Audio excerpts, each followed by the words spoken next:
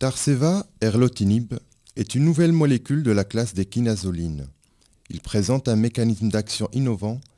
C'est un inhibiteur de la tyrosine kinase du récepteur du facteur de croissance épidermique humain de type 1, HER1 ou EGFR.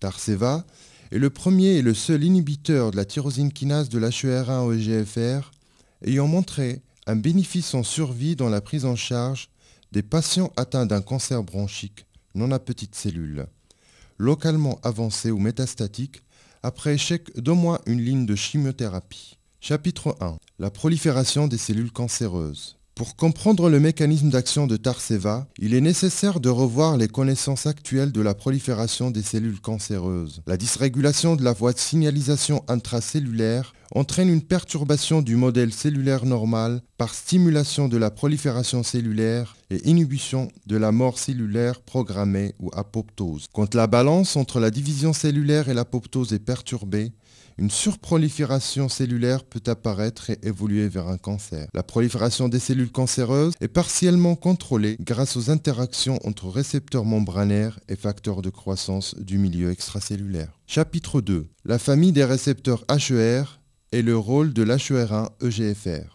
Le récepteur de l'EGF est un membre de la famille des récepteurs membranaires du facteur de croissance épidermique humain HER. Il joue un rôle central dans la régulation de la division et la mort cellulaire. Il existe 4 types de récepteurs: HER1 EGFR, HER2, HER3 et HER4.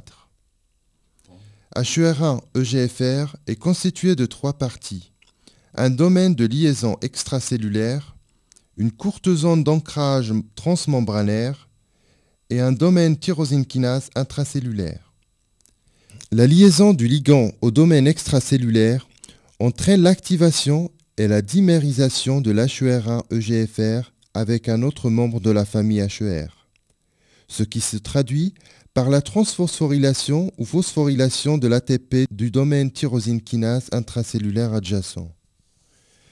Après phosphorylation de l'ATP, le récepteur recrute des protéines adaptatrices et des enzymes de transduction cytoplasmique, ce qui entraîne une cascade complexe de signalisation intracellulaire. Le récepteur HER1 EGFR est largement responsable de la croissance cellulaire normale. Ces voies de signalisation sont directement impliquées dans la division cellulaire et l'apoptose. La dysrégulation de l'HER1 EGFR peut conduire à la prolifération cellulaire anarchique et au cancer. Chapitre 3. La dysrégulation de l'HER1 EGFR. L'expression de l'HER1 EGFR est fortement contrôlée dans les populations cellulaires normales. La surexpression ou la dysrégulation de ces récepteurs est retrouvée dans plusieurs tumeurs solides. D'une part, la surexpression de l'EGFR peut amplifier l'activité de signalisation intracellulaire. D'autre part, un autre mécanisme de dysrégulation est représenté par les mutations de l'EGFR. Il existe des récepteurs avec un domaine extracellulaire tronqué ou non fonctionnel. Leur domaine tyrosine kinase est constitutivement active indépendamment du ligand.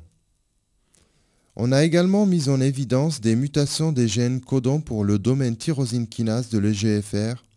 Elles touchent généralement les poches de liaison de l'ATP et se traduisent par la suractivation du récepteur en augmentant l'affinité de son domaine tyrosine kinase à l'ATP. Les recherches suggèrent que l'inhibition de la tyrosine kinase de l'EGFR peut bloquer la prolifération des cellules cancéreuses dépendantes de l'EGFR. Chapitre 4.